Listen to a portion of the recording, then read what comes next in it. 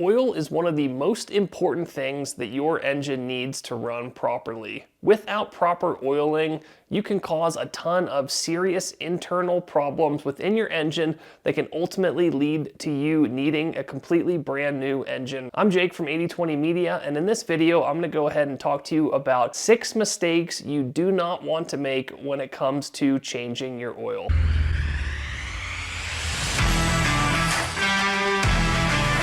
The first mistake that you can make is waiting more than 5,000 miles to change your oil. Now, a lot of manufacturers have started going to 7,500 or 10,000 plus mile intervals before you need to change your oil, but that is one of the worst things that you can do for overall reliability and longevity of your engine. So if you think that you can go ahead and stretch it from 5,000 to 6,000 or even upwards of 10,000 miles to save a little bit of money, I recommend not doing that because fresh, clean oil is absolutely necessary, and changing your oil every 5,000 miles will lead to significant reliability and longevity improvements over doing them at longer intervals, and that's true even if the manufacturer says that you can go longer than 5,000 miles. The second oil change mistake is using the wrong type of oil. You want to make sure you use the recommended oil viscosity, and you need to understand whether you need synthetic or conventional oil, because using a thinner or thicker oil or using the wrong type of oil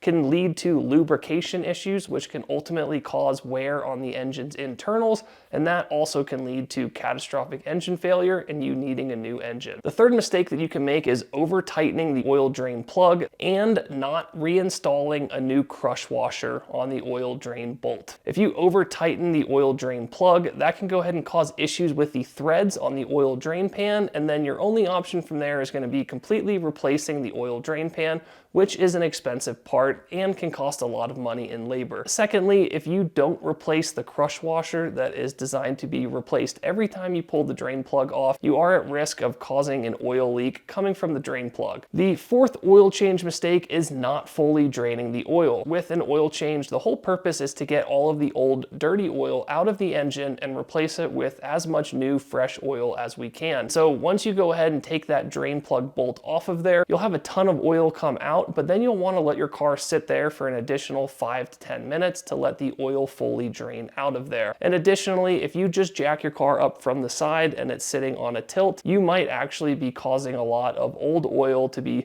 sitting in the side of the drain pan where it's not able to get out of that drain plug. So you want to make sure that your car isn't jacked up and tilted on the side to where all of the oil isn't able to get out of the engine. The fifth mistake that you can make is not checking your oil levels after doing an oil change. The last thing that you want to do is put too little oil in, because having too little oil can ultimately, again, lead to lubrication issues that can lead to serious problems inside the engine. Now, before you check the oil, you're going to actually want to run the engine after your oil change, because what that's going to do is fully pressurize the oiling system. That's going to allow the oil to get through all of the ports and passages within the engine, and then you can go ahead and check your oil levels, because if you check them before running your engine, you're going to get an inaccurate reading because the oil is not within all the places in the engine that it should be. So fill up the recommended amount of oil, run the engine for 2 or 3 minutes, and then check your oil levels to make sure you're not starving your engine of oil by putting in too little for what you need. And lastly, the sixth mistake on our list is not properly tightening the oil filter